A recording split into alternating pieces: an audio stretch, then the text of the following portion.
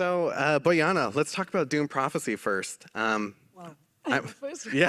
sorry, I didn't make the order. I'm a big Dune nerd, and I know Mandy's like, yeah, here we go.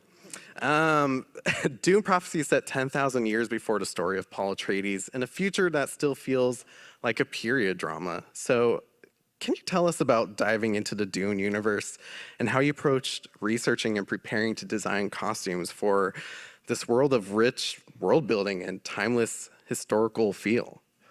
Well, as you said, yeah, there are many people that really knows a lot about Dune, that are big fans. And so, of course, I knew about the Dunes, but I had to, when I started working on it, I really needed to dig completely into that world of the many, many books, right? Not only the one that we all know, but I mean, I couldn't read all the books, but I read many of them, and I was especially concentrating. Nobody can. Yeah, I think because I was so.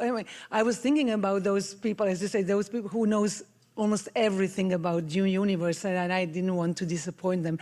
But on the other hand, we needed to create our own visual, identity and our own world. So yes, I read a lot of books, and then I started. I was especially concentrated on these three that are really related to our story in the Dune Prophecy, and then started drawing. Like this panel is from sketch to screen, and it's a long process, as we all know, I'm sure, and so many things happen in that process. Yeah. So we talk so much about how costume design helps our actors and actresses feel like their character, and I think Dune Prophecy is such a great example of that, especially when it comes to the Harkonnen sisters, Valia and Tula.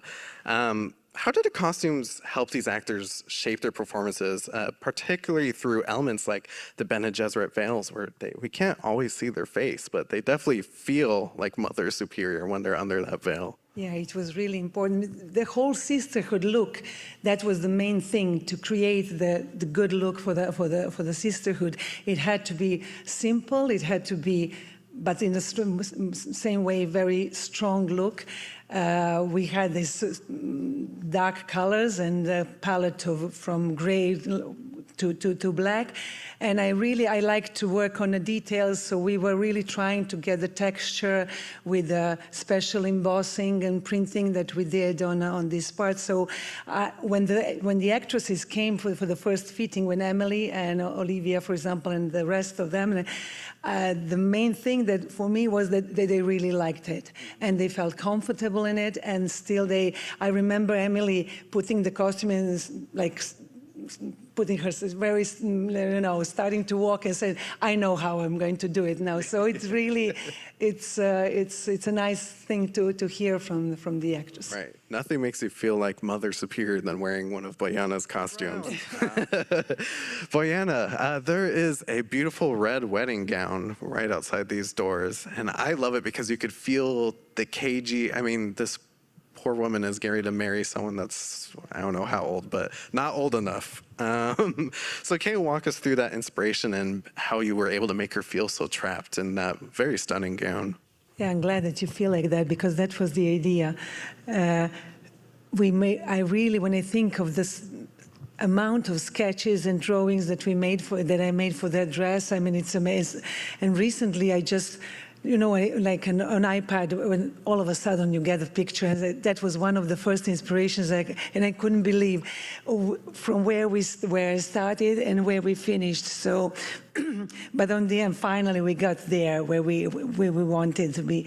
So, first of all, it was such a task to find the fabric that we wanted a red dress. I talked a lot with the director, Anna Foster, and we wanted and showrunner, Alison Shepker, we wanted the red dress, and we were trying to find, but we all know how difficult it is to find the right fabrics nowadays. So finally, and I'm glad that we all talked about the crew. The crew is so important for all of us working in costumes. So I have a wonderful textile designer. I have a wonderful assistant who is really good in everything. And we did so many. We went to that laser cut world where you apparently can do whatever you want. So finally, we created our own fabric for that dress. Wow. And laying one layer of fabric on the top of the basic fabric, but from laser cutting in between. So it's,